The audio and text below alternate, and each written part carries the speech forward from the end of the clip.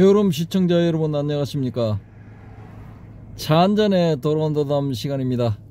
자, 여기 앞에 휘황찬란하게 보이는 이 건물이 영도에서 가장 큰 카페인 P-ARK가 되겠습니다. 예, P.ARK P-ARK 카페인데요. 아무튼 뭐 무지하게 큽니다. 무지하게 크기 때문에 큰 카페를 좋아하시는 분 이쪽으로 한번 놀러 오시기 바랍니다. 바로 앞에는 또 바다를 감상을 할 수 있습니다. 여기에 서시면은 요 앞으로 영도 앞바다를 감상하실 수 있습니다. 맞은편에는 육지 남쪽에 붙어 있는 부두들을 쭉 이렇게 보실 수가 있고요. 아무튼 뭐 경치 좋습니다. 예. 주변 소개는 이렇고요. 오늘의 주제는 석가모니에서 경허선사까지 이어지는 소위 말하는 불교의 깨달은 사람들, 이 사람들은 뭘 보았을까? 혹은 뭘 알아냈을까? 예, 요 부분에 대해서 한번 말씀을 드려 보겠습니다. 이게 참 심심찮게 이렇게 주제로 다른 분들도 뭐 이렇게 좀 주제로 다루시더라고요. 보니까 유튜브 상에서 좀 뜨고 그러는데 뭐 단적으로 표현하자면 그런 겁니다. 뭐 석가모니불은 뭘 깨달았나, 뭘 깨닫고 석가모니불이 되었나, 뭐 이런 거죠. 뭐 단순하게 뭐 단답형으로 말해서 뭐 연기법을 깨닫고 부처가 되었다, 성불을 했다, 뭐 이런 답이 나올 수가 있겠죠. 이 초기불교 혹은 부파불교 혹은 남방불교, 예, 조금 이제 대성불교 입장에서 봤을 때는 소승불교에서 말하는 깨달음은 요겁니다. 요거 뭐 연기법, 예, 다 뭐 해도 이런 대답이 제일 많아. 정답 연기법. 뭐 다르게 말하자면은 뭐 열반 뭐 이렇게 표현할 수도 있겠죠, 그죠? 혹은 뭐 사제팔정도, 뭐 십이연기, 또 뭐가 있을까요? 삼법인, 예, 삼법인, 사성제, 뭐 이런 거, 또 뭐 12처 18개 육육법, 뭐 또 37조도품상에 나오는 뭐 그런 많은 내용들, 뭐 그런 걸 깨닫고 성불했다, 뭐 이렇게 답변을 할 수가 있습니다. 그렇게 뭐 말씀드리고 보니까 이 초기불교나 부파불교 쪽에서도 각자 말하는 그 단어들이 다르죠, 그죠? 예. 그러면은 그 단어와 그 단어의 의미, 예, 그게 무슨 어떤 연결고리가 있어야 되지 않겠습니까? 이 말하자면은 목표 지점이 하나라야 되는데 그 하나를 이렇게 다른 각도에서 보면은 뭐 여러 가지 이 말을 할 수가 있겠죠. 마치 예를 들어서 장님들이 코끼리를 만질 때 다리를 만진 사람은 기둥이라 그러고 배를 만진 사람은 북이라 그러고 뭐 또 꼬리를 만진 사람은 무슨 뭐 파리 잡는 파리채라 하든지 아니면은 이 코를 만진 사람은 뭐 또 다른 것, 상아를 만진 사람은 또 다른 것, 뭐 이런 식으로 각자 표현을 할 수가 있겠죠. 코끼리라는 몸체를 다양하게 이렇게 표현할 수가 있는 거죠. 그것처럼 이 석가모니가 깨달은 내용도 뭐 여러 가지로 표현을 할 수 있다라는 겁니다. 자, 그럼 여기서 이 오온을 사용해서 이제 주로 이 깨달음에 대해서 이 말씀을 하고 계시는 우리 해오롬님, 이 석가모니불은 도대체 뭘 깨달은 겁니까? 뭘 깨달은 거죠, 석가모니불? 석가모니불은 도대체 뭘 본 겁니까? 마지막 뭐 7일의 그 선정 끝에 새벽별이 빛나는 것을 보고 막 깨달았다 그러는데, 그러면 새벽별, 석가모니가 깨달을 때 본 게 그러면 새벽별입니까? 뭡니까? 뭐 12연기를 봤습니까? 아니면 연기법, 단순하게 연기법을 봤습니까? 불성을 받겠죠. 아, 불성을 있는 그대로 열반이다.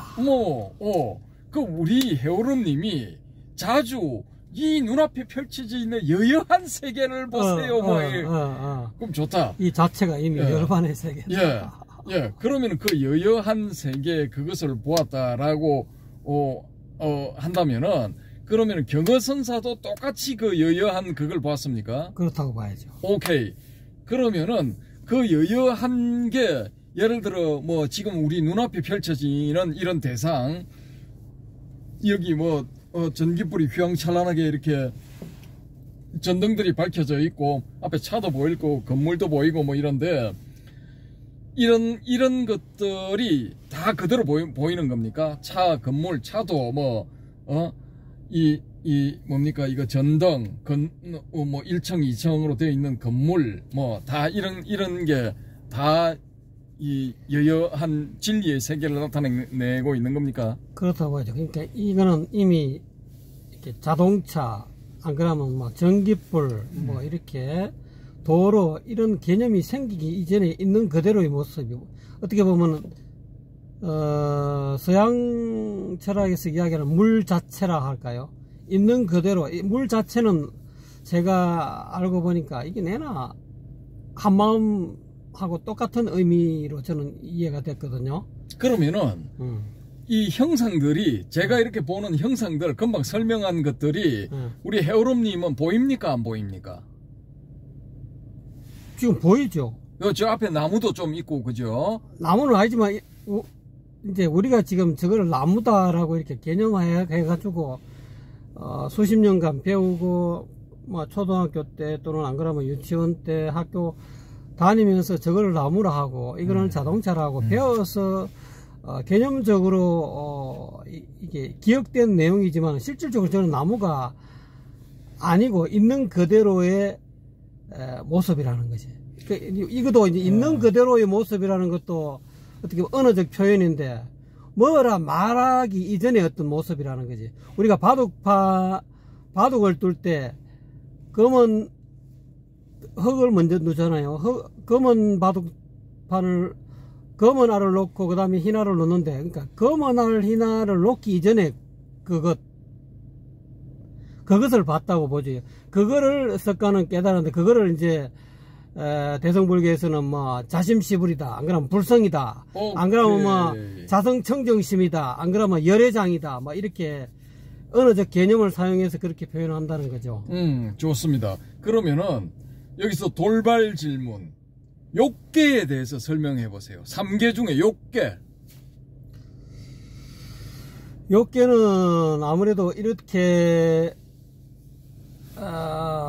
사람이 살아가면서 언어를 어릴 때부터 습득을 해가지고 그런 어떤 사물을 인식하지 않습니까?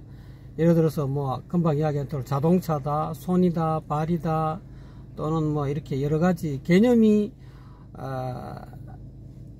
어린아이 몸속에 이렇게 저장이 되고, 그로 인해 가지고 살아오면서 자기가 살면서 그 아이가, 그러니까 전생을 해야 돼. 전생에 보는 것을 좋아하면은 보는 쪽으로 많이 이렇게 욕망이 흘러갈 것이고, 또는 음악 쪽으로, 전생에 음악에 많이 이렇게 치우친 애들은 음악을 들으면서 이렇게 음악에 집중하는 아이가 있을 것이고, 또는 뭐 음식물을 먹고 또 음식에 또 집착하는 아이가 있고, 그러니까 이제 사람의 어떤 그 과거의 어떤 그런 습기에 의해서 어떤 사람은 음악이 흘러나오면 거기에 이렇게 마음이 흘러간다는 거죠. 그러고 어떤 사람은 뭐 영화라든지 안 그러면 이상한 물체가 나타나면 거기에 또 이렇게 집착이 가고, 마음이 흘러가고, 그렇게 이제 자기가 과거 생에 해왔던 그런 습기가 이 생에 언어를 습득함으로 인해서 각자 나름대로 이 세상에서 직업이 여러 가지 다양한 직업이 있는데, 어떤 사람은 음악을 잘하는 사람이 있고, 어떤 사람은 뭐 운동을 잘하는 사람이 있고, 어떤 사람은 뭐 과학을 잘하는 사람이 있고, 여러 가지 그 분야가 다 다르듯이 과거에 쌓아놓은 그런 습 또는 업이 다르기 때문에 그 업에 입각해서, 또는 안 그러면은 과거에는 업이 없었다 하더라도 이 생에서 자기 부모가 주로 이렇게 많이 좋아하고, 또 부모가 어떤 직종에 종사했느냐에 따라서 그 가정 환경에 따라서 그 아이가 초등학교 때 또는 중학교 때 자기 주변 어떤 공부하는 환경이 주로 옛날에 공자님은 그렇다잖아요. 공자를 시장 바닥에서 살다 보니 공자가 맨날 하는 게 시장 바닥에서 보는 것만 하더라는 거예요. 오, 맹자. 그 맹자입니까? 예. 그래서 맹모 삼천, 맹자 어머니가 맹자 교육을 위해서 3번이나 이사를 했다, 삼천했다, 옮겼다는 그런 말이 있지 않습니까? 그러니까 그 아이가 자라는 환경에 따라서 그 욕구가 다르다는 거지. 그래서 그 욕구가 어떤 사람은 뭐 예를 들어서 눈에 상대되는 그런 색깔이라든지 어떤 모양에 대한 욕구가 있는 그쪽으로 집중적으로 가는 아이가 있는 반면에, 또는 귀에 들리는 음악 소리의 욕구가 또 있는 아이가 또 많이 있을 것이고, 각자 이렇게 눈기 고여 몸뜻이라는 이것으로 인해서, 이 자아계로 인해서, 또 아까 이야기한 대로 과거생의 어떤 그런 습기하고 전부 다 연관되고, 또 현재 또는 자라온 환경, 이거하고 다 연관돼 가지고 자기한테 타고난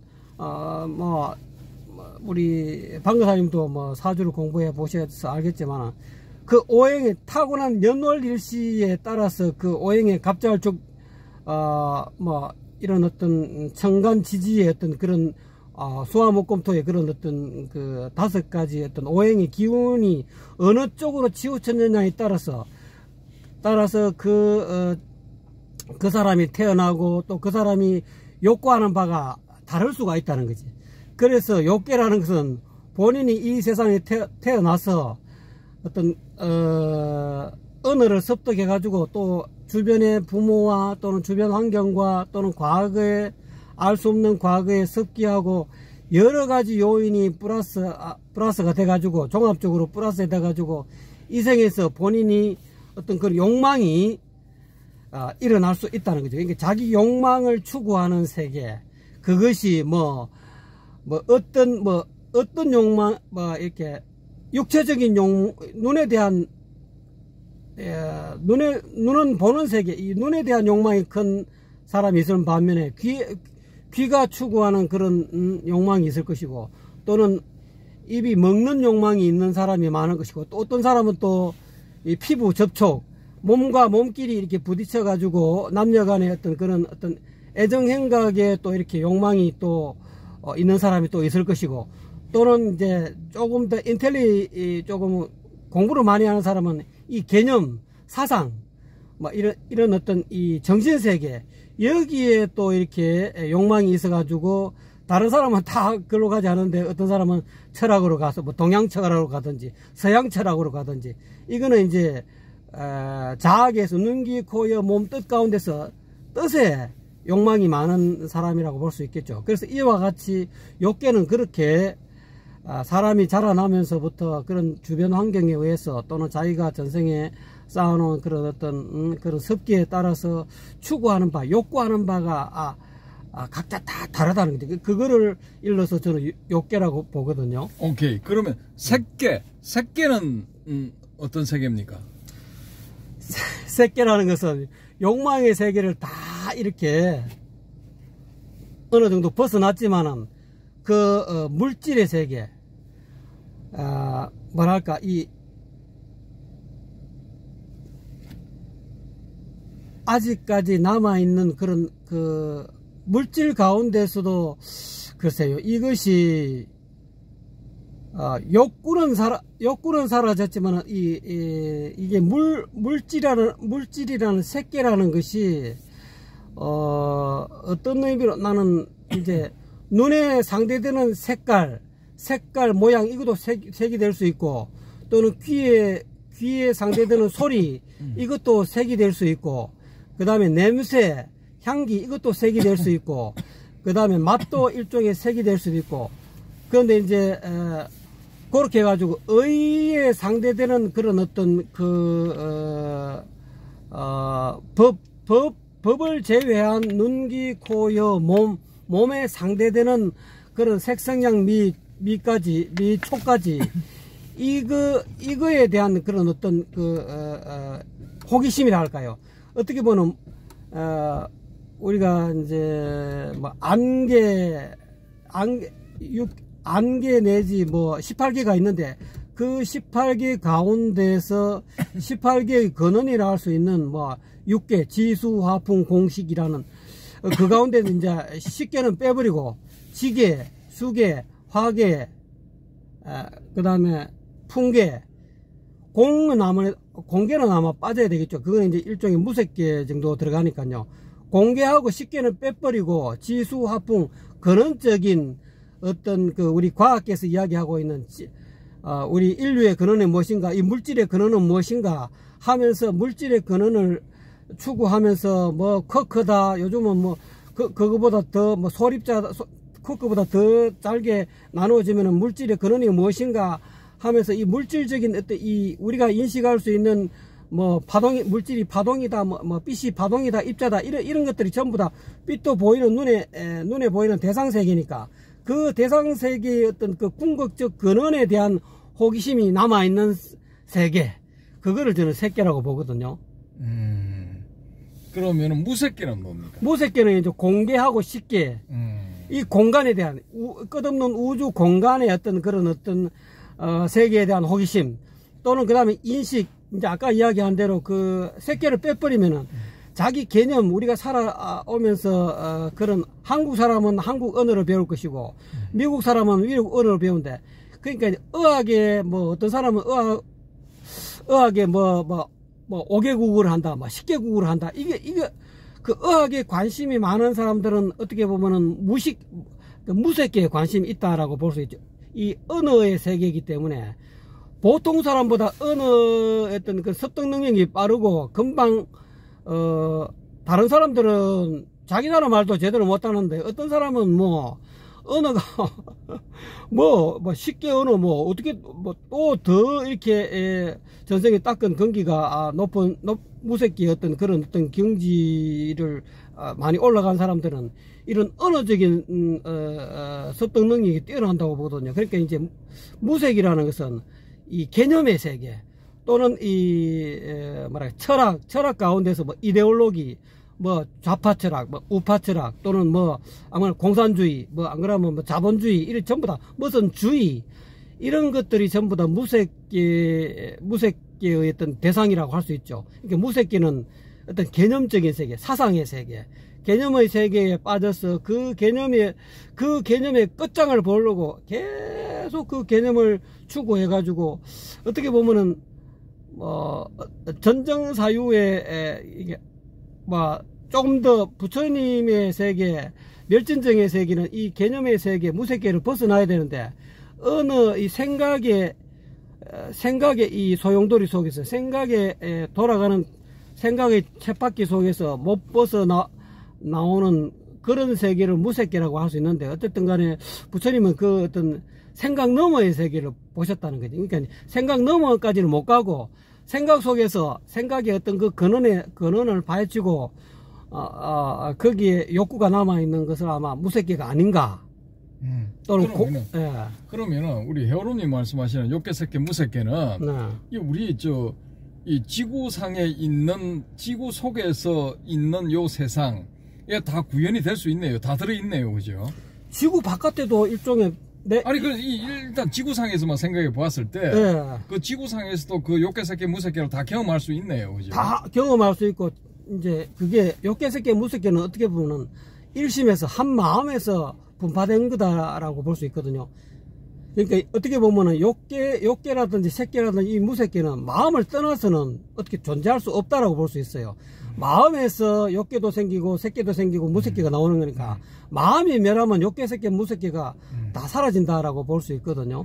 그러니까 이제 문제는 결국은 자기 마음의 문제인데 이 모든 삼계는 우리가 바깥에 나와 있는 우리가 지금 현재 보이는 이 세계가 바깥에 실제하는 것 같아도 이게 어떻게 보면은 이게 원효대사가 이야기하는 심생종종법생이다 이 말이요. 마음이 일어나니 가지가지의 법이 일어난다.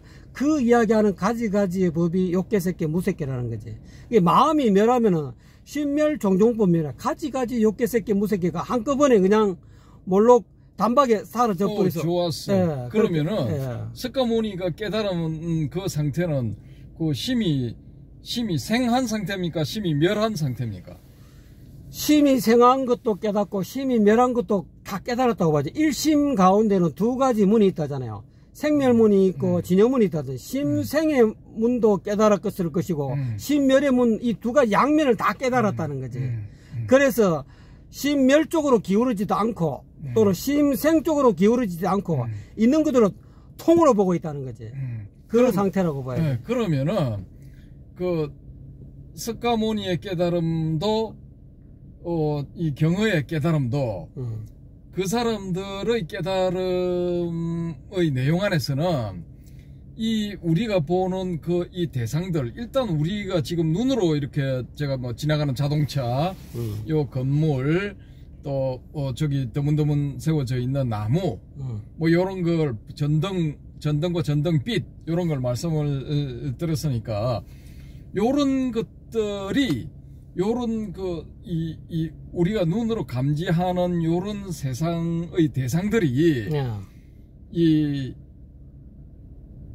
일반 사람들이 보는 것처럼 똑같이 보입니까? 아니면은 다르게 보입니까? 똑같이 보이지. 똑같이 보이죠, 그죠? 똑같이 보이는데 단지 이제 개념에 이 사물에 대한 어떤 개념 또는 뭐 나무다, 자동차다 하는 이 개념 속에 빠지지 않고 개념도 보고 개념 속에 개념이 헛거라는 걸 알기 때문에 개념으로도 파악해서 저거를 남들이 나무라 하는 것도 석가나 경어도 나무라 하지만은 또 뭐 저번에 누구야 우리나라에 유명한 장자부라에 유명한 사람 누구요? 그냥 이름 생각 안 나네. 성철스님. 성철스님. 뭐 물은 물이요, 뭐 산은 산이요. 물이 아니다 해도 저걸 가지고 나무가 아니다 해도 석가모니는 저거 나무 아닌 걸 안다는 거지. 그러니까 나무 아니라 해도 그게 기합하고 나무다 해도 기합하고. 그러니까 생멸문과 진여문을 전부 다 겸하고 통으로 알았기 때문에 나무가 아니다 해도 그거에 대해서 뭐 왜 나무가 아니고 이렇게 따지지 않는다는 거지. 저게 나무는 나무다 해도 따지지 않고. 그러니까 그게 이제 1심에서 생멸문과 진여문이 분파되어서 나오기 때문에 한 마음을 그와 같이 이렇게 통으로 보고 있다는 거지. 제가 보건대는. 네. 자, 그러면은 지금부터 한 10여 년 전에 미국에서 이 신경계통을 공부한 학자인데 이 여성이에요. 이분이 이름이 질 볼트 테일러야. 예. 근데 이분이 아침에 출근을 하려고 했는데 이거 뭔가 머리가 띵 하더라라는 거지.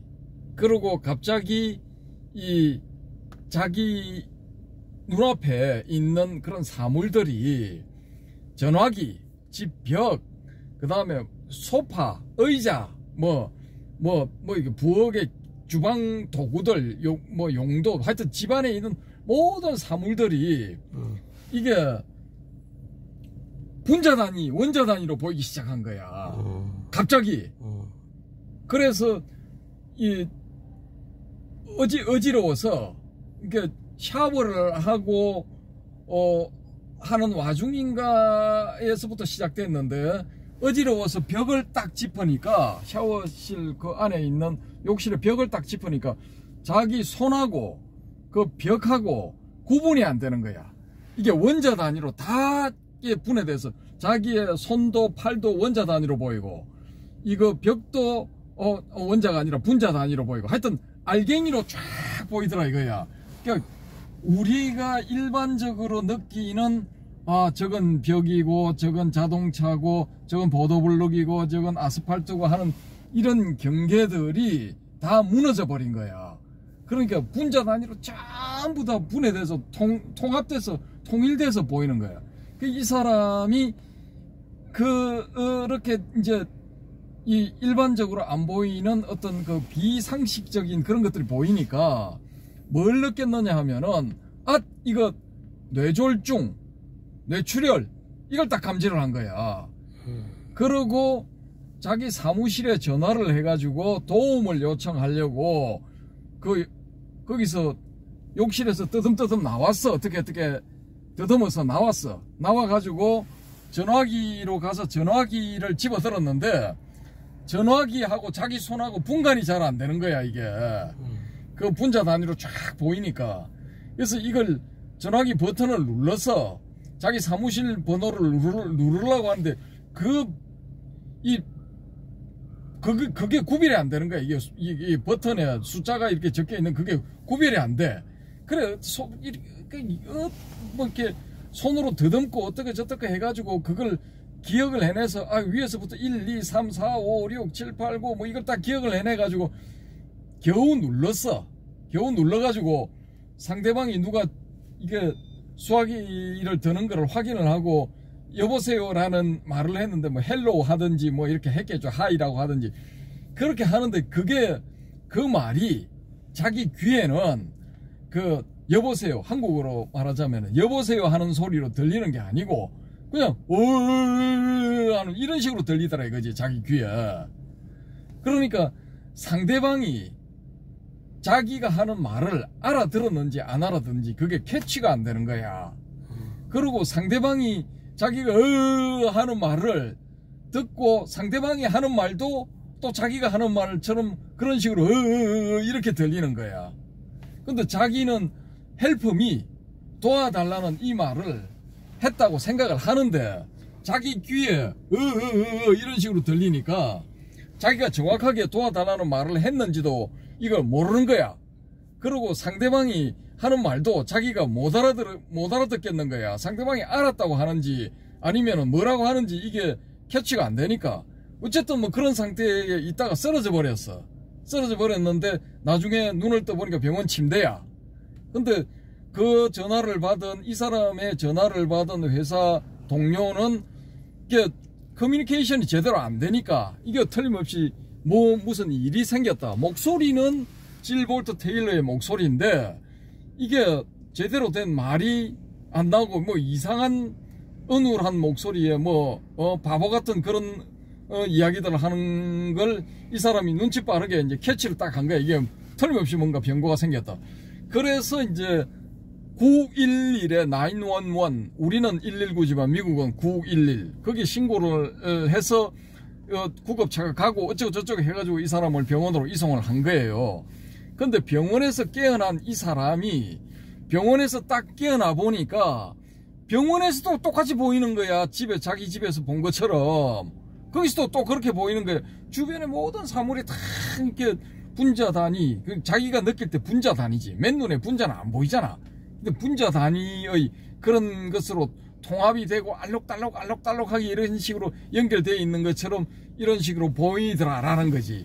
근데 그 순간에 이 사람이 뭘 떠올랐느냐 하면은 내가 불교에서 말하는 열반을 얻은 것인가 이게 떠오른 거야. 불교에서 말하는 열반의 세계가 이런 세계인가.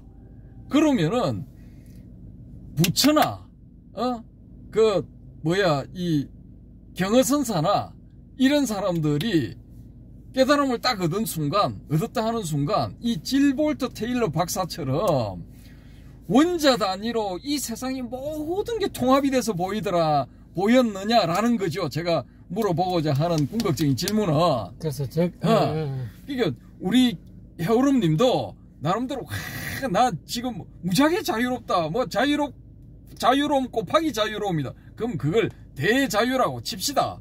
그러면 대자유를 얻은 상태라고 하면 처음에 무슨 깨달음을 얻었을 때 질 볼트 테일러 박사처럼 그런 현상이 있었느냐 아니면은 그런 현상은 전혀 없고 그냥 머릿속에 뭔가가 변화가 있었느냐 개념상의 변화가 있었느냐 거기에 대해서 한 말씀 부탁드립니다. 질볼트 같은 그런 변화는 없었습니다. 없었고 그냥 뭐 보통 뭐 은하에 누구의 말을 듣고 이제 저는 지금 뭐 우리 스승이신 뭐 혼속자라는 분은 제 스승이거든요. 그분을 통해서 제가 또 이렇게 법문 들은 것도 있고 또 그분 말고도 이제 일반 선어록을 통해서도 책을 통해서 또 들은 그런 어떤 정보도 있고 또는 뭐 일반 요즘 말하면은 세속에 이렇게 거사 가운데 나름대로 이렇게 깨달았다라고 하는 분들이 보통 이렇게 유튜브 상에서 이렇게 말을 하고 또 그분 중에서 한 분을 제가 이렇게 만났어요. 만나갖고 그 양반이 자기가 깨달은 바를 내한테 특이하니까 그냥 알아듣겠더라고요. 그 나는 됐다고 더 이상 말하지 말라고 당신이 무슨 소리 하는지 안다고 그래도 그 양반은 미심쩍이 계속 자기 깨달은 바를 내한테 설명하는 거야. 내가 더 이상 됐다고 한마디 들으니까 당신 알겠다고 더 이상 말이 내가 말귀 알아들었으니까 설명 안 해도 된다 하니까 계속 설명하시더라고. 또 그런 분을 통해서라도 또 이제 내 나름대로 그런 어떤 마음의 자유를 얻었는데 그런 질볼트 테일러 같은 그런 거는 없었고요. 그냥 뭐랄까 뭐 은하에 뭐 이렇게 깨닫는다는 말이 있지 않습니까? 그런 유의 저 나름대로의 깨달음은 그런 유고 이거를 내가 나름대로 깨달은 것을 증명하기 위해서 초기 불교 뭐 사성제 뭐 12연기 뭐 이런 여러 가지 또는 사념처 이런 공부를 내 나름대로 이렇게 12연기를 깨뜨리려고 제가 이제 불교대학 다니면서 캠퍼스에 돌아다니면서 왜 무명이 일어나는가, 왜 무명이 있는데 왜 행이 일어나는가 이 부분을 깨뜨리려고 굉장히 저 나름대로 애를 많이 쓰고 그 당시에 불교대학에서 아마 고익진 교수님이 제일 아함법상의 체계성 연구라는 그런 석사학위 논문도 제가 많이 읽었고요.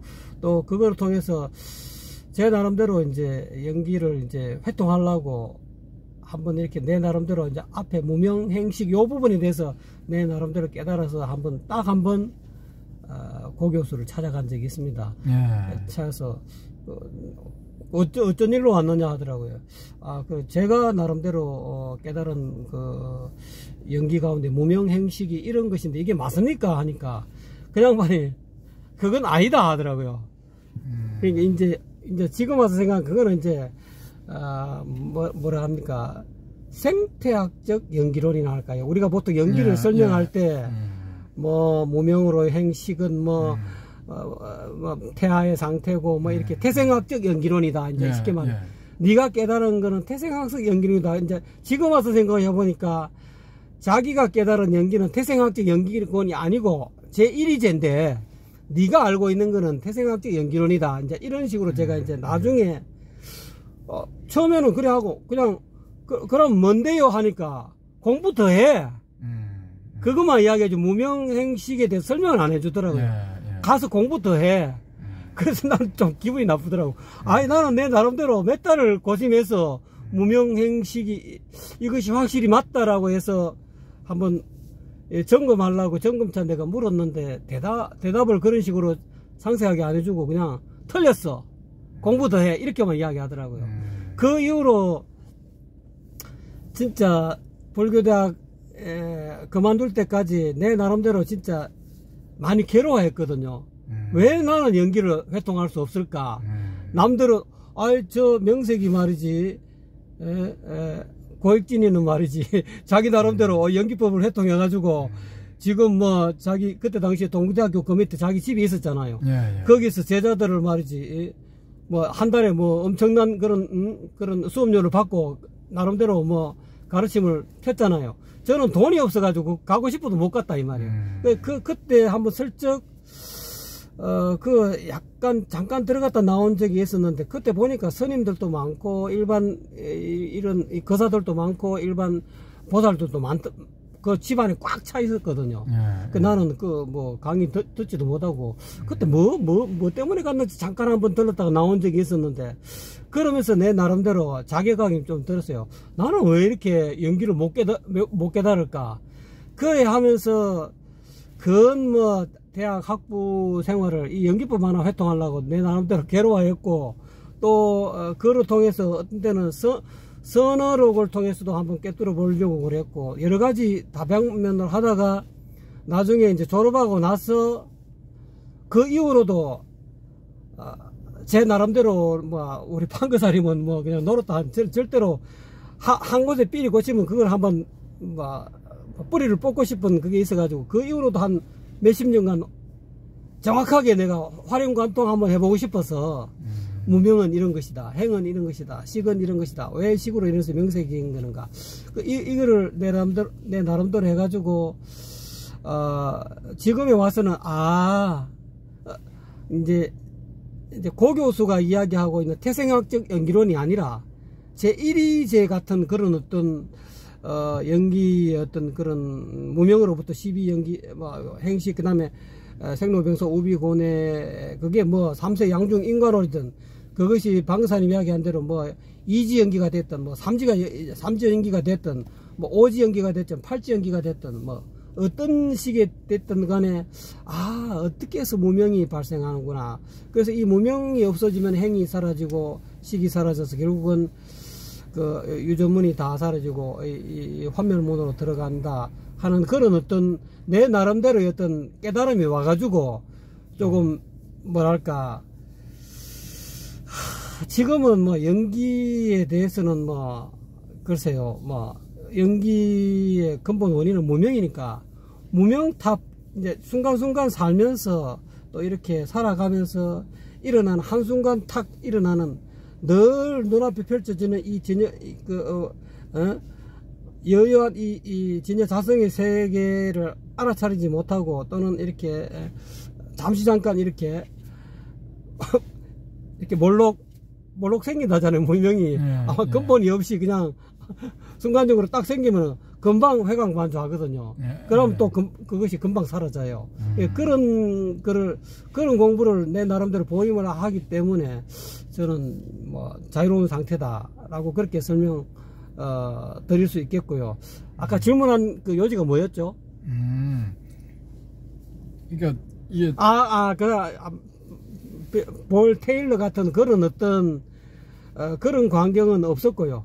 그런 광이 없이 이제 그런 식으로 여러 경로를 통해서 제 나름대로 선어록을 보든지, 안 그러면 경전을 다시 한번 보든지, 또는 여러 가지 그러다가 도덕경도 보고, 또 그거 이외에 불교 서적 이외에 다른 서적도 좀 많이 봤어요. 참동계라든지, 또는 태을금화 종지라든지, 그런 도교의 책들도 많이 봤어요. 도교에서 지금 윤아무개씩 이야기하는 열심히 수행하면은 나중에 전부 이야기하는 그게 용어가 생각나네. 의성신을 만드느니 이런 것들도 그런 것들은 그 사람한테 이야기하기 이전에 그 책을 금선정론이라든지 여러 가지 도교 책이 엄청 많거든요. 저도 그 도교 책에 또 한동안 또 심취를 좀 많이 했어요. 하다 보니까 이게 문제는 이 성명상수가 되려고 하면 일단은 내 몸이 온전해야 되겠다. 이 자칫 잘못하면은 이 도교에 자칫 잘못 빠지면 주화인마가 되거든요. 주화인마가 되면은 이게 이제까지 공부한 게 전부 다 완전 그냥 돌아가미 타버리 돼버리는 거예요. 그래서 굳이 또 다른 또 경전에 보니까 요즘 도교의 그런 걸 보면은 소주천이니 대주천이니 전신주천을 통해서 인맥 동맥을 통해서 에너지를 회전시키고, 어디서 또 어떤 사람들은 요즘 최근에 유튜브에 오선 위기열을 그거를 뭐 정산상제가 이야기하면서 말이지. 오선 위기열 가운데 그거는 오선 위기열이 어떤 형상의 어떤 혈자리가 있는 것이 아니고 자기 몸에 어떤 오선 위기열이 있다라고 또 정산교에서는 또 그렇게 또 공부하는 사람은 또 그렇게 유튜브에서 설명하더라고요. 그러면서 강궁, 자기 몸속에 있는 강궁에 있는 거기에 뭐 정도령이 나온다. 거기서 나오는 그게 오선 위기열이라 이런데, 물론 그것이 내 몸에 있는 오선 위기가 될 수 있을지는 모르지만은 저는 바깥에 있는 형상의 전라도 고창입니까? 그 회문산에 있는 오선 위기를 제가 최근에 발견했거든요. 오선 위기를 발견했는데 사람들은 대부분 뭐 오선 위기가 없다. 오선 위기는 뭐 한 150년 전에 누가 주창한 건데 뭐 아무개 씨가 주창한 건데 뭐 49대 장상지지. 그런 거는 전부 다 거짓말이라. 근데 가보니까 제가 한번 오선 위기를 지금부터 한 보름 됐나요? 열흘 전에 제가 오선 위기를 찾았거든요. 이제까지 그거를 찾으려고 엄청 애를 썼는데 못 찾다가 우연한 기회에 유튜브에 나와 있는 뭐 오선 위기 관련된 그런 유튜브가 있더라고요. 그래서 인터넷으로 확인해 보니까 저 시기가 흐르네. 그래서 제가 가봤어요. 가서 그 주변에서 딱 혈자리가 3개가 있어요. 오선 위기열, 제일 좋은 혈, 2번째 혈, 3번째 혈 내가 찾았는데, 이 우주는 내 몸은 소우주라 하고 내 몸 바깥은 대우주라 하면은 바깥에가 오선 위기가 있다 하면 내 안속에 내 소우주에도 오선 위기가 있다. 정산이 정산교에서 이야기하고 있는 내 몸에서 오선 위기가 있는 반면에 바깥에도 나는 있다라고 보거든요. 이제 그런 거는 이제 이 말의 포인트가 좀 어긋났는데, 이와 같이 저는 이제 불교만 이렇게 한 게 아니고 불교, 유교, 뭐 또 유교의 뭐 중용이라든지 대학이라든지 그 속에서 도대체 공자가 이야기하는 핵심은 무엇인가 하면서 제 나름대로 많이 파봤고요. 또 노자 도덕경 또는 뭐 장자 뭐 이런 것도 나름대로 많이 파봤는데, 뭐 어쨌거나 간에 결국은 그거를 다 내려놓게 되더라고요. 다 내려놓았는데 지금 와서 유튜브를 하다 보니까 뭐 달마 혈맹론을 한다, 뭐 도덕경을 한다 하는데, 궁극적으로는 눈밝은 선지식을 만나야 됩니다. 만나가지고 이렇게 직지인심을 얻어야 견성성불이 가능하다. 결론적으로는 저는 그렇게 보거든요. 그래서 이제 아까 방금사님 이야기한 질문하고는 좀 핀트가 조금 어긋났는데, 어쨌거나 간에 저는 그냥 그 여자분 같은 그런 어떤 이혼 상태 그런 사물이 전부 다 쪼개가지고 분자로 보이는 마치 눈에 현미경을 단 것처럼 아주 수천 배 수만 배의 아원자 상태까지로 보면서 그것이 그렇게 그런 경험을 하면서 내 나름대로 이렇게 뭐 깨달았다라고 해야 뭐 깨달았다라고 할 수 없고 그냥 자유스러워졌다, 이제 그렇게 이야기해 드릴 수가 있겠습니다. 말이 조금 그렇습니다. 예, 제가 왜 이런 이제 질문을 계속하고 뭐 이렇게 유도를 하느냐, 이 대충 눈치채신 분들은 이제 눈치채셨겠지만은 이게 왜 제가 이런 말씀을 드리느냐, 이게 깨달음이라는 게 소위 말하는 이제 그냥 깨달음도 아니고 궁극의 깨달음, 더 이상 나아갈 수 없는, 더 이상 올라갈 수 없는 그 마지막 종착점, 요걸 얻느냐 못 얻느냐, 알아차렸느냐 못 알아차렸느냐, 혹은 경험을 했느냐 못 했느냐, 요거 굉장히 중요하거든요. 그러니까 석가모니불도 이제 이 석가모니불이 되기 전에는 고타마 시다르타라는 수행자였잖아요. 이 수행자가 우리가 그 사람의 전기를 봤을 때는 엄청나게 많은 그 수행을 했거든요. 여러 가지 다양한 종류의. 그래서 그 스승들이 이제 30년 혹은 50년을 바쳐서 이룩한 경지를 뭐 몇 주나 몇 개월 만에 바로 가버리잖아요. 그럼에도 불구하고 양반이 선정에 들어있을 때는 번뇌가 없었는데 선정에서 나오니까 번뇌가 생긴다. 그러면 이건 궁극의 상태가 아니다. 더 해야 된다 해서 이제 더 밀어붙였는데 그 방법이 이제 극단적인 고행이죠. 절식, 뭐 사실상의 단식 상태 뭐 그런 거죠. 그러면서 이제 명상에 들은 것 뭐 그거였는데 나중에 이제 그게 잘못됐다라는 거고, 저는 이제 거기서 양반이 사용했던 방법이 이제 자인화교에서 하는 이제 극단적 절식 방법, 그거라고 이제 저는 추정을 하고요.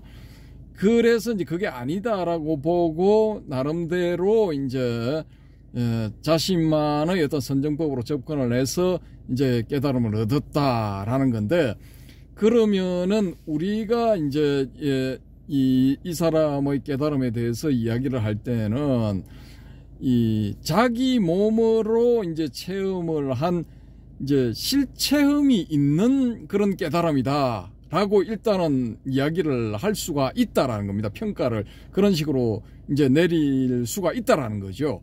그래서 이분은 이제 자기의 실체험에 입각한 그런 가르침들을 폈기 때문에 그때 당시에 기성종교로 자리 잡고 있던 바라문교의 사상 가르침과도 다른 점이 있었고, 또 이 기타 등등 뭐 90 몇 가지인가 100 몇십 가지인가 되는 그 자유 사상가들의 가르침하고도 또 이렇게 다른 독특한 뭔가가 있다라는 거죠. 그랬으니 이제 제자들이 많이 몰려들었겠죠. 근데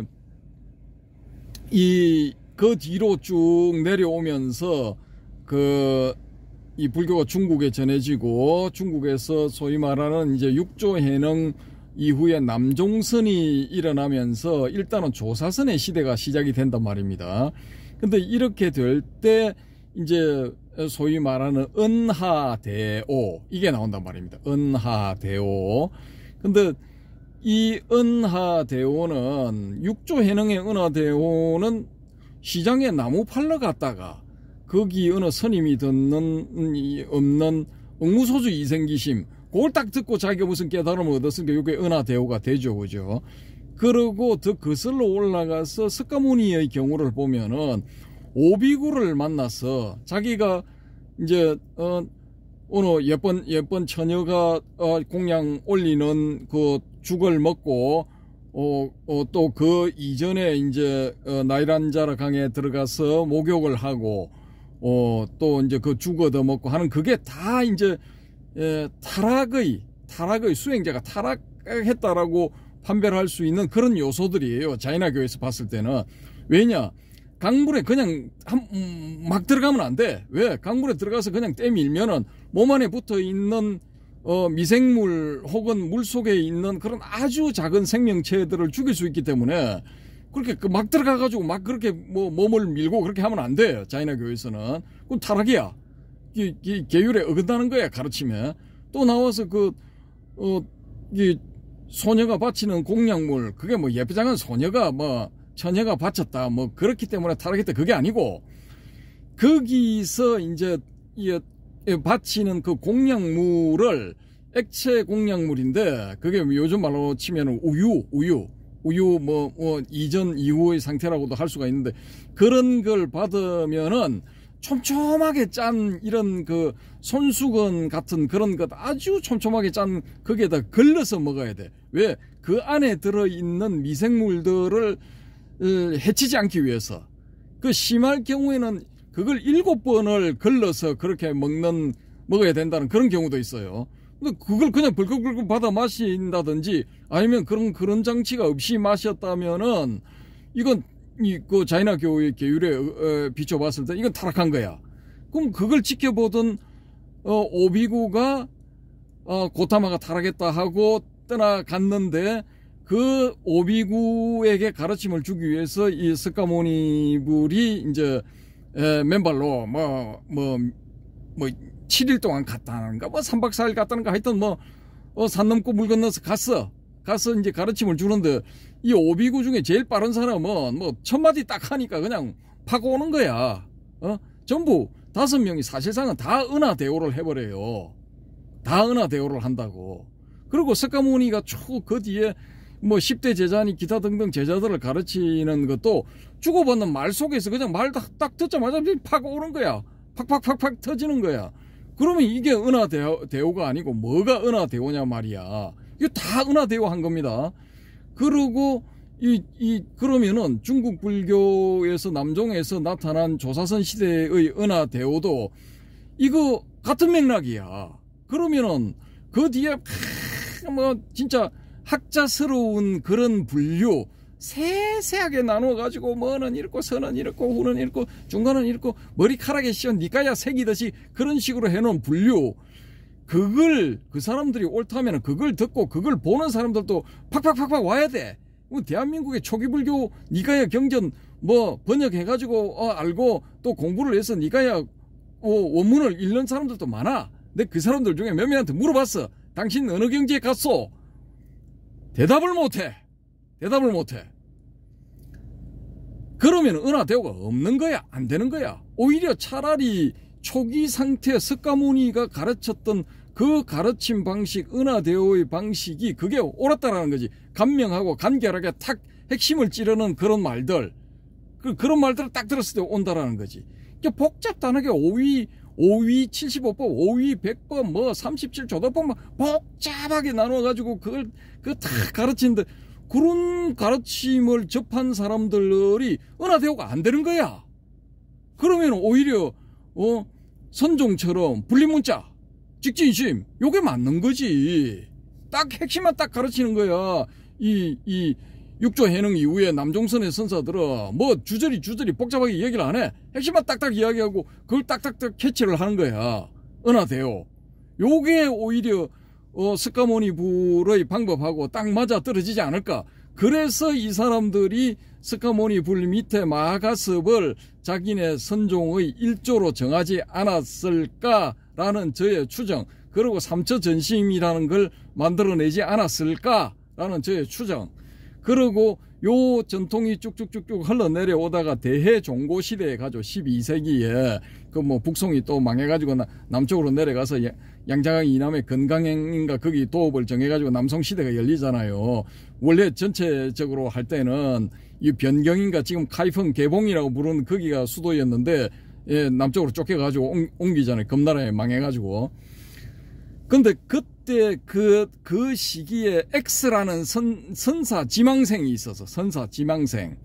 이게 젊은 시절 거사 당시부터 이 선사가 되려고 노력했던 사람인데, 이 사람이 마침내 선을 공부하는 선객이 되었어. 선객이 되어가지고 제일 처음에 공부한 게 누구냐 하면은 대해종고 선사 밑에 들어가서 공부를 했어요. 근데 잘 안 돼. 효과가 없어. 그래서 어느 다른 지역에 있는 이 A라는 선사가 잘 가르치더라 해가지고 그 A 선사 밑으로 갔어. 그걸 공부했는데 또 안 돼. 그 B 선사가 잘한다. B 선사 밑으로 갔어. B 선사 밑으로 가기 전에 이제 A 선사한테서 조금 이제 효과가 있었는데, 이제 효과가 있으니까 막 이게 둘이서 막 그래 뭐 잘됐다 짝짝꿍 하고 뭐 이렇게 만세 이렇게 했는데, B 선사한테 가가지고 법거래행을 딱 해보니까 안 되는 거야. 이게 B 선사가 인정을 안 해. 근데 그렇게 해서 C 선사한테로 갔는가 하여튼 뭐 몇 명을 거치는데 최종적으로 C 선사라고 칩시다. C 선사 밑에 가서 이 사람이 X라는 이 사람이 공부를 하는데, 이 사람도 그때 당시 이미 자기 나름대로 뭐가 됐다 이거야. 근데 C 선사가 인정을 안 해. 소위 말하는 네가 얻은 거는, 네 공부는 네가 하는 선은 그건 황량목선이다 이렇게 해버려요. 황량목선. 황량목이라는 나무는 그 나무의 질이 너무나 치밀해가지고 크지를 못해. 예. 나무는 막 단단하고 막 촘촘하고 좋긴 좋은데 이게 발전이 없어. 이게 그런데 이제 딱 비유를 딱 하는 거야. 그러니까 이 열을 팍 받아가지고 그래 좋다. 내가 더 할게. 해가지고 더 한 거야. 더 했는데 이 사람이 어느 날 이 시선사하고 이제 또 독참을 하기 위해서, 문답을 하기 위해서 그 조실방으로 요즘 치면 조실방이죠. 그 스님방으로 싹 들어갔는데 이미 먼저 온 스님이 있어. 그 먼저 온 스님이 이 시선사하고 말하는 와중에 문답 중에 뭐라고 하느냐 하면은 부처도 아니고 그 앞에 마음도 아니고 부처도 아니고 한 물건도 아닌 그게 뭡니까? 라고 이렇게 딱 질문인가? 아니면은 시선사가 부처도 아니고 마음도 아니고 부처도 아니고 한 물건도 아니다 라고 했던지, 하여튼 그 말을 딱 듣고 이 사람이 팍 온 거야. 최종 단계 불이 팍 들어온 거지. 예. 요런 식으로 이제 이 선이란 게 이어져 내려오는 경우들도 있다라는 거죠. 소위 말해서 깨달음을 얻는다는 게. 근데 경허선사 같은 경우에는 이제 자기가 화두를 들다가 그 창문 밖에 다른 사람들이 이야기를 하는 어떤 소리를 듣고 화련 대오를 했다라고 그러죠. 우리 경허선사 편에 보면은 나옵니다. 그 내용이. 그러니까 우리 해오름님이 이제 은하 대오를 했다는 게 금방 제가 말씀드린 이 X라는 원래 대해 종고 밑에서 출발한 이 스님이, 이 X 스님이 마음도 아니고 부처도 아니고 한 물건도 아니다 라는 이 말을 듣고 확 알아차린 그런 경우입니까? 어떻습니까?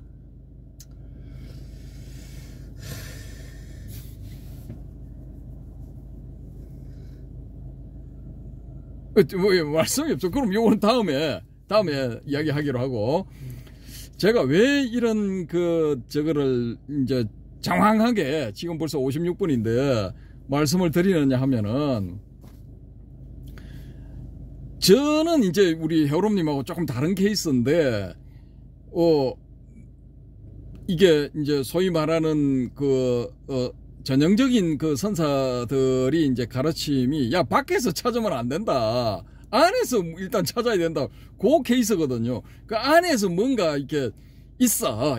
그게 있다고. 근데 그거를 이제 저는 이제 경험을 한 케이스고, 우리 자유한국님 같은 경우도 남다른 어떤 질볼트 테일러, 하고는 또 다른데, 예, 뭔가를 본 거야. 다른 경험을 한 거야. 뭔가 다른 체험을 한 거야. 이 실체험적인 이야기죠. 그죠? 이제 이런 경험을 하신 거지.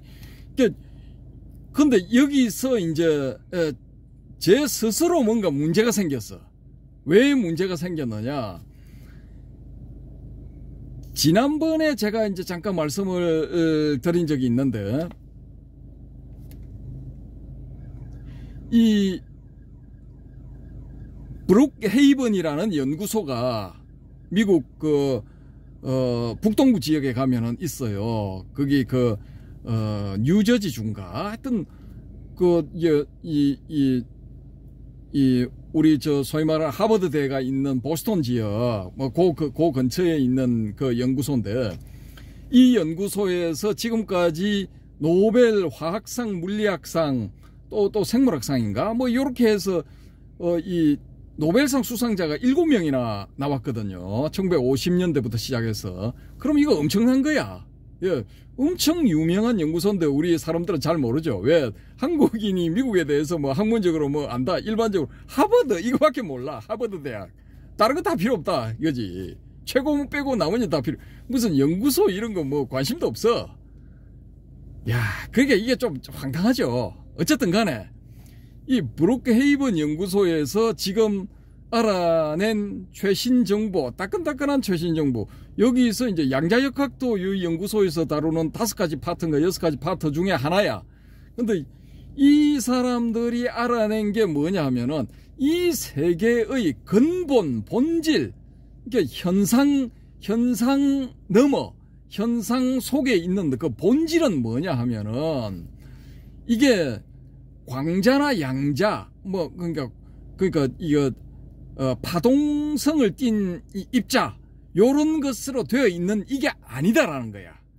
이 파동성을 띠고 있는 입자들 넘어, 그 너머에 있는 본질적인 건 뭐냐? 정보들이라는 거지. 정보. 이 정보가 이게 어떤 딱 이렇게 뭔가가 작용해서 순간적으로 딱 얽히는 순간 이게 입자들이 나타나는 거야. 이 근본 입자들, 아까 말씀하신 쿼커에 해당되는 그런 입자들, 그런 입자들이 딱 나타나서 하나는 양전하를 띠고 다른 하나는 음전하를 띠고, 그래서 요게 탁 나타났다가 짧은 순간에 순식간에 또 딱 붙어서 소위 말하는 쌍소멸을 해버린다고. 근데 이런 쌍소멸이 일어나지를 않고 뭔가 어떤 원인에 의해서 이 입자들이 그대로 남아있는 바람에 소멸을 해버려야 된다. 팍 나타났다고 팍 소멸해버려야 되는데 소멸이 안 되고 남아있는 바람에 지금 전개가 된 게 우리 우주의 어떤 물질들이라는 거지. 그러면은 이 석가모니의 깨달음부터 시작해가지고 역대 조사들, 또 경허선사, 그 뒤에 쭉 내려오는 만공문중의 선사들, 뭡니까 이거 오늘인가 좀 요 앞곡지에 나오는 그 하남선사 계열의 어떤 그런 선사들, 기타 등등 성철스님 쭉 해서 그런 선사들이 다 깨달은 게 이게 말짱 뻥이야, 꽝이야. 예, 이게 뇌 내의 어떤 그 망상에 해당되는 그런 것일 수도 있다라는 거야. 그러면은 2500년 동안 내려오던 이 불교의 가르침이 이게 다 헛거야, 헛거. 다 꽝이야. 우리 모두 이 사물의 본질, 존재의 본질은 정보였다는 거지. 정보의 얽힘에 의해서 다 이게 다 생겨난 거야. 요 눈앞에 보이는 이런 것들 다 이게 정보의 얽힘에 의해서 나타난 것이다라는 거지. 그러면 이게 때가 되어서 이게 사라지는 거는 뭐냐? 정보의 얽힘 상태가 풀려버리면 이게 다 사라진다라는 거지. 그럼 우리 지금 이 우주가 400 몇십 년, 심지어는 지금 700억 년, 800억 년 크기다 이런 것들도 있고, 우리 우주에 있는 별들의 개수가 1억 곱하기 700조 개다라는 이런 주장도 있어요, 지금. 이런 것들이 어느 순간에 그런 정보의 이 얽힘 상태가 풀려버리면은 한순간에 그냥 소멸돼 버리는 거야. 예. 그러면은 여기서 우리가 상식적으로 추론을 해볼 수 있는 가장 이 합리적인 해법은 뭐냐? 요게 이 우주가 어느 거대한 혹은 아주 사양이 고사양인 그 컴퓨터 속의 어떤 한 점에 구현되어 있는 세계일 수도 있다라는 거지. 예. 그래서 이 아주 고사양의 컴퓨터를 이용을 해서 그걸 프로그래밍을 해서 우리 우주를 만들어낸 어떤 분 혹은 어떤 놈 혹은 하나님 혹은 하나놈께서 이걸 딱 어느 순간에 자기가 기분이 나빠서 에이씨 이거 없애버리고 다른 거 처음부터 다시 만들 거야 해서 버튼을 딱 눌러버리면은 지 컴퓨터에 어느 이거 자판 중에 한 군데를 딱 이렇게 손가락으로 찍어버리면은 우린 그냥 사라지는 거야. 왜? 정보의 풀림이 일어나니까. 한순간에 그냥 없어져 버리는 거야. 왜 없어지는지 그것도 몰라. 그냥 사라져 버리는 거지. 그러면은 과연 이게 만약에 이런 그게 맞다라고 할 경우에 석가모니불이나 역대조사나 경허선사나 혹은 가장 우리한테 가깝다고 할 수 있는 이 성철선사나 이런 분들이 다 이제 그걸 알아차렸느냐라는 거지. 예. 그러니까 이게 정보의 얽힘이고 다 그런 식으로 해서 돼 있기 때문에 뭔가를 내서서 노력할 필요가 없어. 그냥 나물 먹고 물 마시고 그냥 배부르면 배 두드리고 배고프면 또 뭔가를 만들어서 먹고 요게 짱이야. 굳이 뭔가를 큰 돈을 벌어서 뭐 기업을 뭐 만들어서 100개 뭐 만들어서 애를 뭐 100명을 만들어 가지고 하나씩 앵기고 뭐 이거 할 필요가 없는 거야. 예. 애써서 뭔가를 할 필요가 없다는 거지. 그러니까 그런 이 욕망을 가질 필요가 없다니까. 가래에 해당되는 그런 욕망을 가질 필요가 없다는 거지. 가래에 해당되는 그런 욕망이 있는 세계가 이 욕계. 그런 욕망이 가래에 가까운 그런 욕망이 없는 그런 세계가 색계. 예.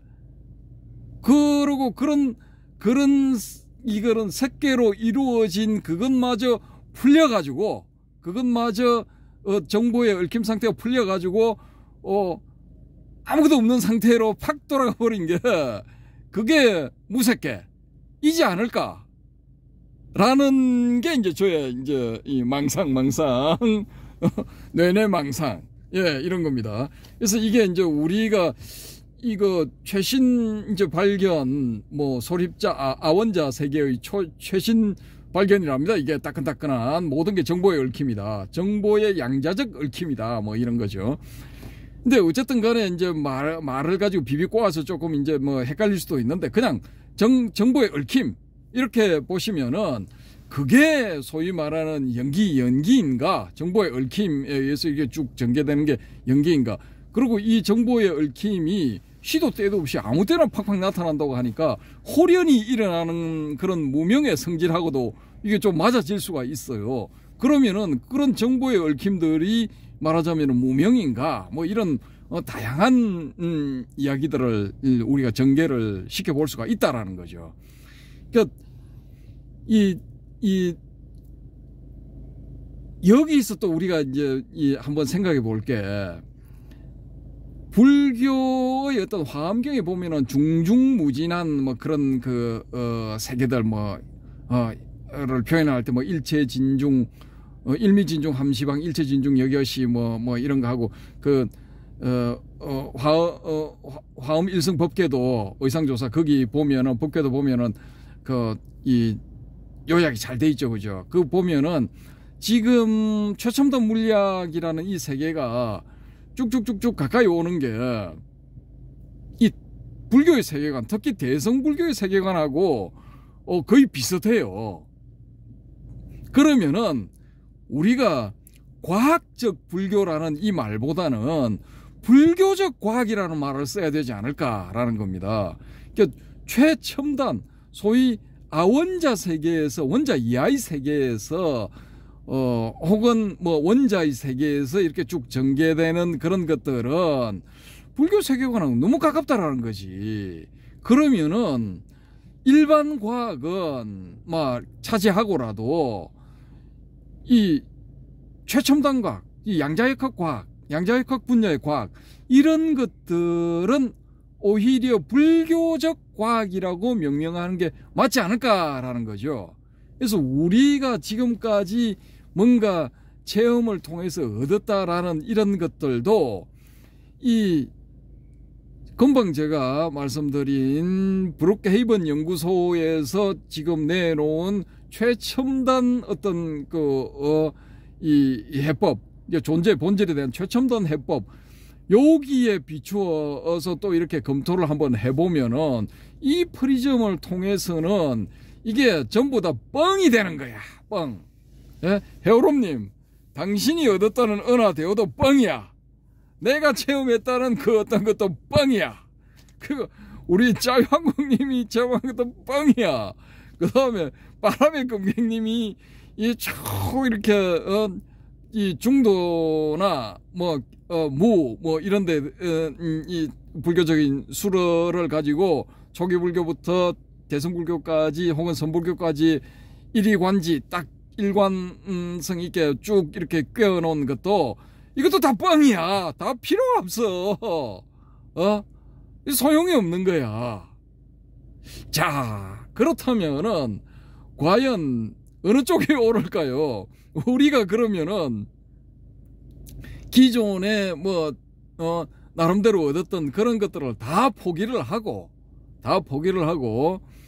이 우리 눈에 보이는, 일단 눈에 보이는 이런 루파, 색을 가지고 있는 이런 물질들의 너머에 있는 정보의 세계, 그 정보의 세계를 다시 한번 우리가 실증을 하든지 아니면은 실체험을 하든지 아니면은 어떤 합리적인 추론에 의해서 그걸 확인을 하든지, 아니면 다른 사람이 먼저 체험을 한 다른 사람이 이 해주는 설명을 듣는 와중에 딱 알아차리든지 뭔가 좀 또 다른 접근을 해야 되지 않을까라는 거죠. 그래서 제가 요번 이 내용을 이렇게 주저리 이렇게 끌고 온 것이고, 결론적으로 이번 꼭지의 제목은 석가모니,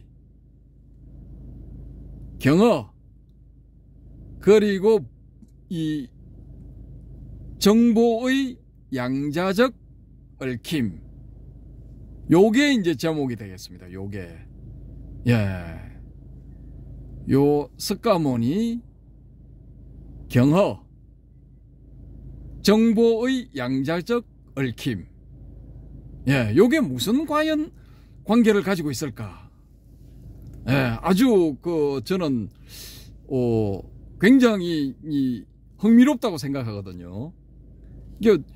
이 최첨단 물리학하고, 특히 양자역학 계열의 최첨단 물리학하고 이 불교의 특히 화엄사상 요거하고 종국적으로 요 딱 종착점이 같아. 일단 제 추정상으로는 종착점이 같은 거야. 근데 요 같은 종착점을 이걸 자기 자신의 실체험 혹은 어떤 이 소위 말하는 이제 힌트죠. 다른 사람이 이제 하는 말들을 듣고 딱 알아차리는 거는 이제 힌트에 의해서 그 내용을 알아차리는 거죠. 그런 것들, 석가모니와 역대 조사, 경허, 성철, 이런 사람들이 알아냈던 게 바로 이런 것이었을까. 그래서 성철 스님 같은 경우에는 땅이 하늘이 되고 하늘이 땅이 되고 황하가 어떻게 흐르고 하늘에 흐르고 곤륜산이 거꾸로 뒤집어지고 그래도 그건 그대로네 이런 오도성을 하셨나. 하여튼 아주 흥미롭습니다. 그래서 갑자기 이 정보의 양자적 얽힘은 튀어나온 건데 일리가 있다고 봅니다. 저는 이제 항상 이 존재의 본질, 여기에 이제 관심이 있었거든요. 이 나라는 존재의 본질은 무엇인가? 내가 이거 보는 세상이라는 이 존재의 본질은 무엇인가? 소리라는 것은 손뼉을 딱 이렇게 마주 쳐보면은 소리가 나잖아요. 요건 알 수가 있죠. 어떤 물체의 움직임에 의해서 동반되는 소리다. 동반되어 나타나는 것이다. 요거 알 수가 있죠. 그죠? 나머지 성, 향, 미, 촉도 다 마찬가지잖아요. 그죠? 법도 그렇고, 법도 이렇게, 우리가 이제 두뇌를 굴려서 이렇게 소위 말하는 생각의 재료들이죠. 말하자면 데이터의 일종이죠. 그죠? 그런 것들인데, 이 눈앞에 보이는 이 색의 세계, 소위 말하는 루파로 나타나는 이 색의 세계는 무명, 행, 식, 명색 할 때 명색의 그 색, 이건 과연 본질적으로 이게 뭐냐라는 겁니다. 그래서 여기에 대해서 굉장히 저는 이제 궁금하게 생각하고, 그 때문에 그때부터 이미 소립자 물리학, 아원자 물리학, 이런 거에 관심을 가지고, 일반 문과생들보다는 이제 훨씬 깊숙하게 들어갔죠. 근데 그렇게 하면서 이제 요렇게 탁탁 나오는 요런 정보들은 놓치지를 않고 캐치를 한다는 거죠. 제가 브룩헤이븐 연구소에서 이런 정보의 양자적 얽힘이 결국은 물질로 나타난 것이다라는 요 정보는 어디서 나왔느냐? 유튜버 지식보관수라는 유튜버를 한 20일 전에 보다가 20일은 그렇죠. 20일 좀 더 됐을 수도 있겠네요. 아무튼 뭐 한 달 전 20일에서 30일 전후해서 보다가 그걸 딱 이렇게 썸네일에서 캐치를 딱 하고 들어가서 딱 보니까 아주 흥미롭더라고요. 아주 흥미로워. 예. 그래서 만약에 그게 맞다면은 저는 이제 제가 얻어서 뭐 그동안에 뭐 아는 척 한 것 이런 것들 전부 취소하고 아이고 죄송합니다 하고 물리겠습니다. 한 번만 봐주세요 하고 다 물리고 전부 다시 할 용의가 있습니다. 그거를 이제 이 정보의 얽힘이라는 것을 딱 경험하기 위해서 충분히 저는 충분히가 아니고 뭐 그동안에 제가 뭐 성취했던 그 과감하게 물어 돌리고 꽝 그건 아니야. 제로 베이스에서 다시 생각할, 다시 출발할, 다시 시작할 용의가 있습니다. 근데 어디까지나 요런 것들은 이제 저나 우리 저 해오름님 뭐 요런 정보, 특히 이제 제가 생각하는 것이고, 요 영상을 보는 어떤 분들 중에 우리 저 바람의 금객님일 수도 있고 자유항공님일 수도 있고 DDL님일 수도 있고 뭐 또 다른 분들일 수도 있어요. 이 우주의 본질이 사실은 이 존재의 본질은 정보의 얽힘이다. 그래서 행위는 있지만 행위하는 자는 없다라는 그런 가르침이 성립이 되는 것이다. 나는 이미 오래전에 그걸 경험을 하고 몸으로 체험을 하고 알고 있었는데 네가 하도 뭐 참나 어쩌고 저쩌고 하는 바람에 내가 지금까지 쭉 지켜보고 있었다라고 하시는 분은, 라는 그런 분은 댓글로서 좀 이렇게 가르침을 주시기 바랍니다. 사실은 정보의 얽힘이 어떤 식으로 일어나서 이 우주가 전개되어 오는 것이고, 또 이렇게 없어질 때는 어떻게 이게 없어질 것이다 라는 것들. 그렇게 되면은 우리 해오름님이 지난번인가 지지난번에 하신 말씀, 뭐 경어선사는 열반을 얻었을까 요 부분에서 다 공으로 돌아가는데 뭐 남아있는 게 없다라는 이런 식으로 하신 말씀, 그 정보가 얽혔다고 풀려버리면은 뭐 없잖아요, 그죠? 그런 그 만들어졌던 형체들은, 그런 것들은 더 이상 찾을 수가 없지. 그거 맞는 거야. 공화된 거야. 그걸 또 정보의 풀림 상태를 공이다라고 하면은 이것도 맞아 떨어지는 거야. 그게 이제 소위 말하는 진공묘유 뭐 이런 게 정보가 얽혀가지고 팍 나타나면은 묘유가 되는 거고, 이게 또 풀려서 원상태로 돌아가면은 뭐 진공이 되는 거죠. 이제 이런 식으로 또 이제 설명을 할 수가 있죠. 그러면은 이거 관세음보살, 석가모니불 이거 기도하면 뭐하나? 다 정보가 풀려가지고 다 이거 정보의 바다로 원 상태대로 다 돌아가 버렸는데 그 기도해도 아무 소용없다 라고 하시는 분도 계시겠지만, 저는 오히려 이 관계가 더 설명이 잘 된다고 봐요. 왜? 정보가 풀려서 그런 식으로 돌아갔지만은 이 기도자가 지극히 이 정성을 기울여서 기도를 하게 되면은 그 풀려진 정보들이 다시 이렇게 얽혀가지고 그 사람한테는 나타나는 거야. 그러면은 이 힌두교에서 나는 시바 신을 봤다, 나는 비시누 신을 봤다, 나는 브라마 신을 봤다, 이게 가능한 거예요. 그 불교에서 나는 관세음보살님을 칭견했다, 나는 문수보살님을 칭견했다, 이게 또 말이 되는 거지. 그 옛날에 당나라 때 무착선사가 팥죽을 쓰고 있는데, 팥죽마다 옛날에 가마솥 큰 거잖아요. 대중이 먹으려면 가마솥 엄청 큰 거 걸어가지고 거기 왕창 넣고 팥죽 끓여야 되잖아. 군불 왕창 떼면서. 그 뭐 팥죽이 이 열이 올라가지고 딱 이렇게 끓기 시작하잖아요. 그럼 딱 끓을 때 그 방울이 톡 터지잖아. 근데 양반이 팥죽을 끓이고 있는데 방울이 톡톡톡톡 터지면서 그 방울마다 문수보살이 나타나는 거야. 근데 이 무착 무니선사 이 양반이 마침 그걸 이거 팥죽을 저으려고 그냥 놔두면은 눌어붙으니까 바닥을 휘휘 젓고 있던 이거 주걱을 딱 들어서 나타나는 이 문수보살마다 싸다구를 한 대씩 다 갈겨 그냥 팍팍팍팍 뭐 무지하게 갈겨.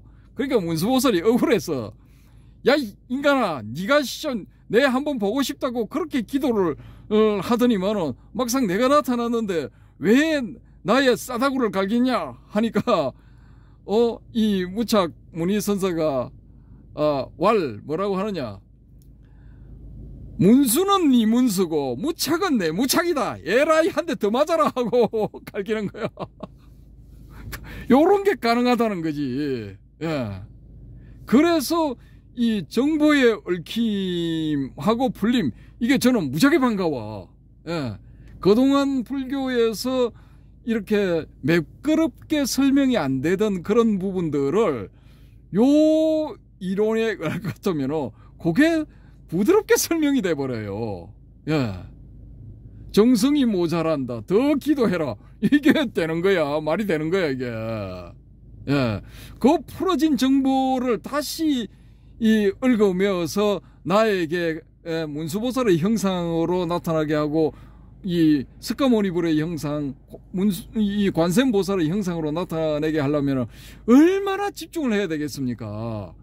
초 집중을 해야 될 거라고. 예, 기도는 그런 식으로 해야 효과가 있는 거다. 이게 말이 된다니까요, 이게. 그러니까 제가 이렇게 설명드린 이거 외에 이걸 넘어서서 또 뭔가를 알고 계시는 분들 보따리 좀 푸세요. 댓글로. 예, 좀 배웁시다. 혼자만 딱 싸매고 있지 말고. 아시겠습니까? 이상 지금 뭐 1시간 21분 29초 30초 지나고 있습니다. 이만 마쳐야 될 것 같습니다. 여러분님 마칩니다. 네. 감사합니다. 감사합니다.